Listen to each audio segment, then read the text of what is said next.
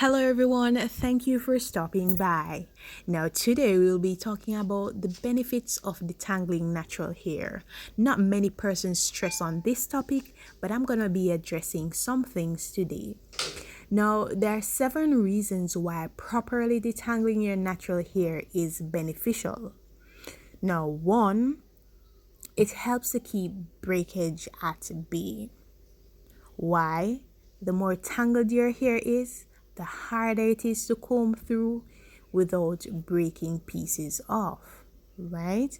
Now, 2, when applying products to tangled hair, there's a chance that your moisturizer won't even be distributed if your hair isn't smooth out.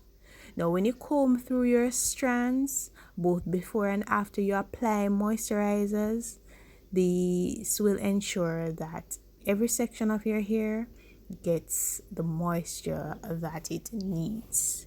Now, you might be wondering, what is the best way to detangle natural hair? Now, these are just the simple steps that I use. Now, first, even though my hair is on the finer side of the natural 4C hair, yanking my hair haphazardly is a miserable process for me. So what I do instead is that I part my hair in at least 4 sections before I begin detangling. It will not only make your hair more manageable to work with, but it also ensures that you're doing a thorough job by removing any knots while helping to maximize your curl definition.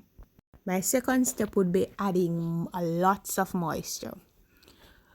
Moisture is basically the top priority when I'm detangling my hair.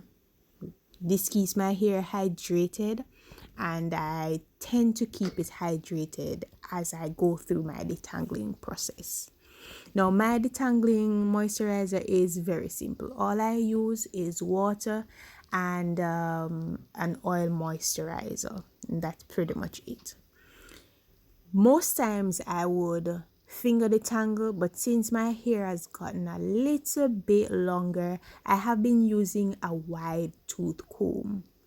Now, I know persons will argue that wide tooth comb might not be the best detangling tool, but what it does for me, it separates the clumps and undo knots without excessive tugging and potential damage.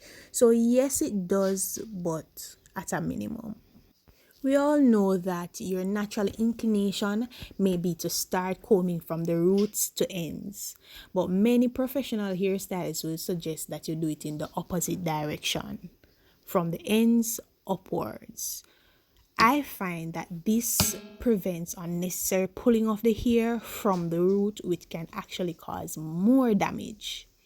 This is particularly more important if you're detangling your hair after a protective style, for example, like a twist, a cornrow, braid, and so on.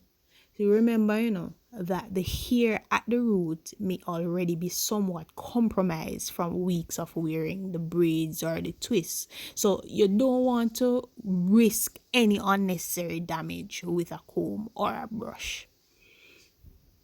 Final strategy would be to be patient with your hair.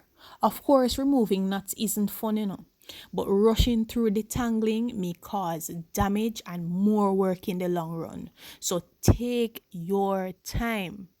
A proper detangling session shouldn't be hours, but it's not something that you want to do when you're pressed for time. And those are my few detangling tips. I hope that you found something useful or it has acted as a refresher. Thank you for watching.